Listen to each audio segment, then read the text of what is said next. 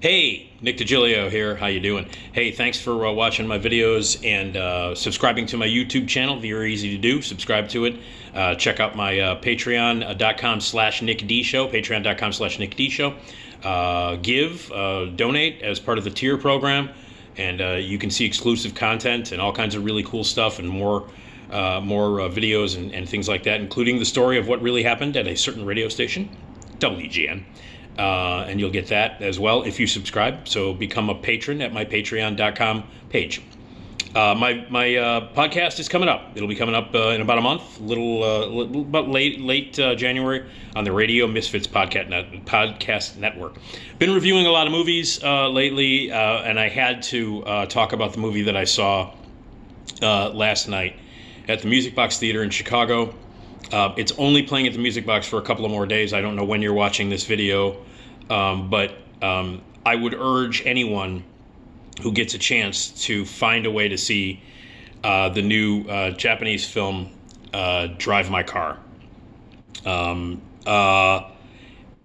of the best movies I've ever seen in my life. And I'm prone to hyperbole, but it literally is one of the best movies I've ever seen in my life. It's an astonishing piece of work, and I know that it's up for consideration for best foreign film and other Academy Awards, and I have a feeling that it's definitely going to be in the running for best foreign film or any other awards you can possibly imagine. A lot of critic circles and societies included it in their best of year end. The LA critics chose it as their best film of the year. I wasn't sure I'd see a better movie than Paul Thomas Anderson's Licorice Pizza until I saw this. That's easily the best movie of 2021, and like I said, one of the best movies I've ever seen in the 56 years I've been on this planet. When the movie ended yesterday at the Music Box, I just kind of sat there in my seat and let it kind of roll over me. So it's called Drive My Car. It is based on an incredible writer, an author named Haruki Murakami, who wrote some really, I've read several of his books, including Kafka on the Shore and South of the Border, West of the Sun, Norwegian Wood, and especially the Wind-Up Bird Chronicle. These are all great books, especially the Wind-Up Bird Chronicle is an amazing book.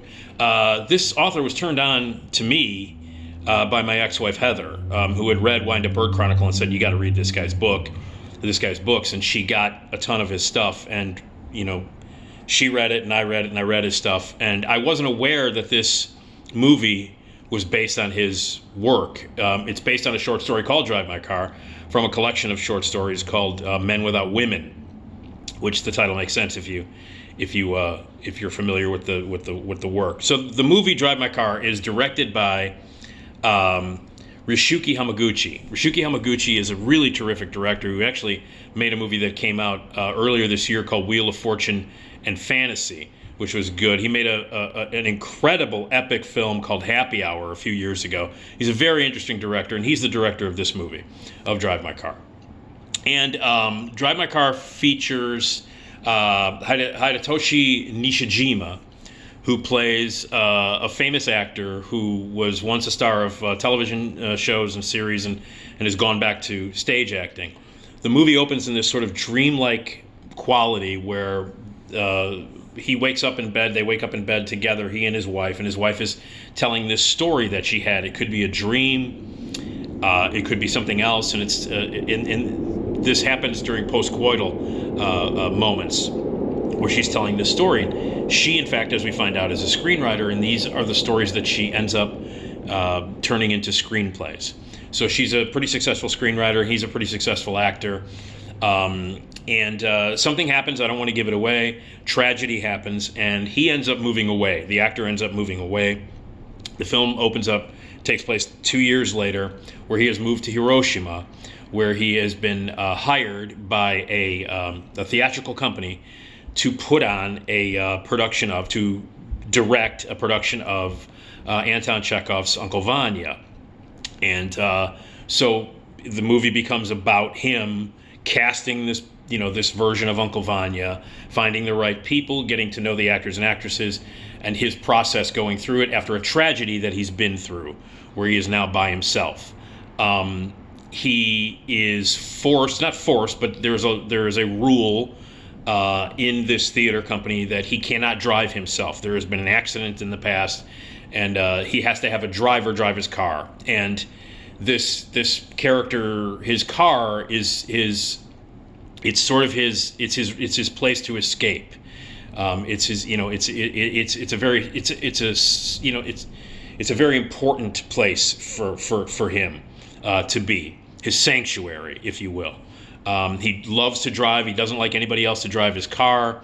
In the car, he goes through techniques because he's an actor. He listens to tapes of plays where he tries to get off book or learn his lines by driving in the car, playing these tapes while he's driving, and responding to the lines that are fed to him by his wife, who records the audio, where he learns his lines that way by driving. And this is a very sacred place to him, his car.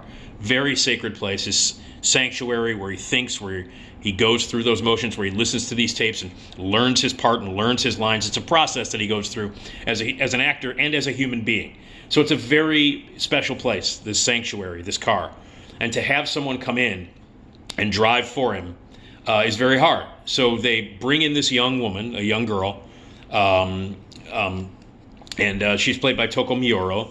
And she is going to be his driver during the duration of the rehearsals and the run of the play of Uncle Vanya here in this big theater in Hiroshima.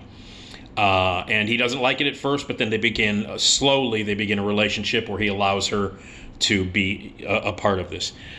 There are many other characters that get involved, the cast of the play, the people who are producing the play, and they all become part of this guy's life as he's dealing with some personal tragedy that's happened in his life.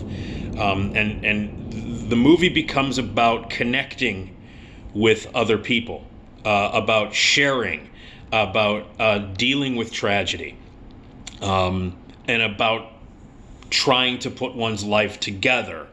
And it also echoes the themes and what Chekhov's Uncle Vanya is about. So it takes the movie Drive My Car, the issues that are in the movie and the themes and the thoughts and the humanity and the emotions of Drive My Car become intertwined with with Chekhov's Uncle Vanya. I don't want to give too much away in terms of plot, but there are a lot of things happen in the play, but the movie itself is about this dealing with tragedy and dealing with your life. And a lot of traumatic things happen to the characters in this movie. To the driver, the young girl, the driver, who's extraordinary performance. By the way, extraordinary performances all around by every actor in this film. There are tragedies that befall pretty much every character in the movie. And the movie doesn't rely on flashbacks to tell their stories. It's about the interaction that is actually happening between human beings, oftentimes inside this man's car, which becomes this, like I said, this really holy almost sanctuary where people expose themselves and tell stories, and then grow closer together, especially between this actor, the main character, who is trying to get over some tragedy in his life and some betrayal and some sadness, all of the things that happen in our lives, where many of us are lied to, many of us are betrayed, many of us, everybody deals with death and tragedy in their lives. And this is about this particular main character dealing with it, meeting others who are in the same boat as him, who have the same sort of sadness and tragedy and beauty in their lives, and dealing with it, and meeting all these people and everybody going through these emotions. It's hard for me to even, without giving anything away. I don't want to give anything away. I don't want to give any details away. But this is an enormously emotional experience to watch this movie, to see this story unfold, to see these beautifully written and extraordinarily well performed characters come to life and come together and deal with their tragedies and their sadnesses and their happinesses together. The movie is about human interaction and how special that is and how amazing it can be. It is about dealing with your life, dealing with trauma, dealing with sadness, dealing with happiness. It's about the human condition and everything that goes along with it. I know that that's like a big, grand, statement to make, but that's what this movie's about. It's about no less than that. I was overwhelmed by it. Like I said, when the movie ended, I sat in the theater and just kind of let it resonate and let it sit there. I think that everybody who sees this movie can apply their own personal life to it. I had a really terrible year last year. Lost my job after 35 years. It was very traumatic. It was a horrible experience. Continues to not be good. And in dealing with that was something that I had to work, with in my life personally. And this movie touches on those subjects and on those emotions. So it may have had a bigger effect on me than it would have, say, if it were made 10 years ago or 5 years ago when my life was in a different place. So yeah, I mean, you'll bring a lot of baggage to this movie because every human being on the planet has baggage, and that's what this movie is about. It's about the interaction of human beings in this sanctuary, in this car. There are long sequences where people just talk and tell stories. And again, no, flashbacks or no cheap visual stuff to get the emotion going. Just human beings interacting and talking, and beautiful, beautiful, beautiful stuff. Every performance is good. It is in Japanese with English subtitles. It is also a film about people who have different languages and different backgrounds and different stories coming together.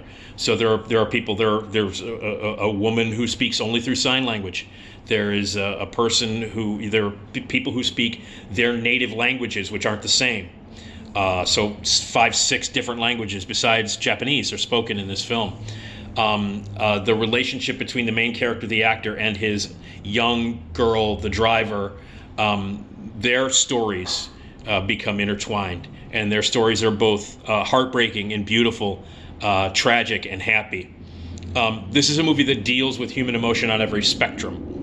I can't seriously tell you how special this film is. How amazing it is, what an incredible emotional experience and ride it is, what a mystery it is to see unfold, because there are a lot of things that happen in this movie that are kind of just handed out to you slowly, where you kind of put it all together. It's like a puzzle that comes together at the end.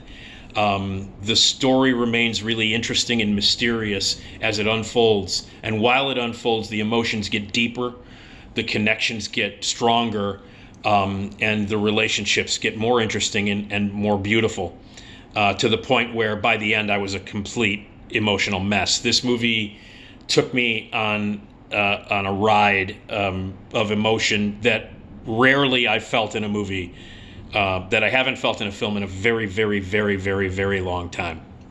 I felt happiness while watching it. I felt horrible sadness while watching it.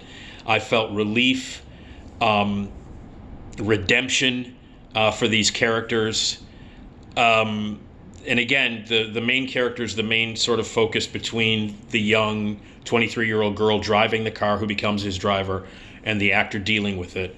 That's the core of the film, and it works on an emotional level. The final half hour of this movie is astonishingly beautiful and tragic and emotional.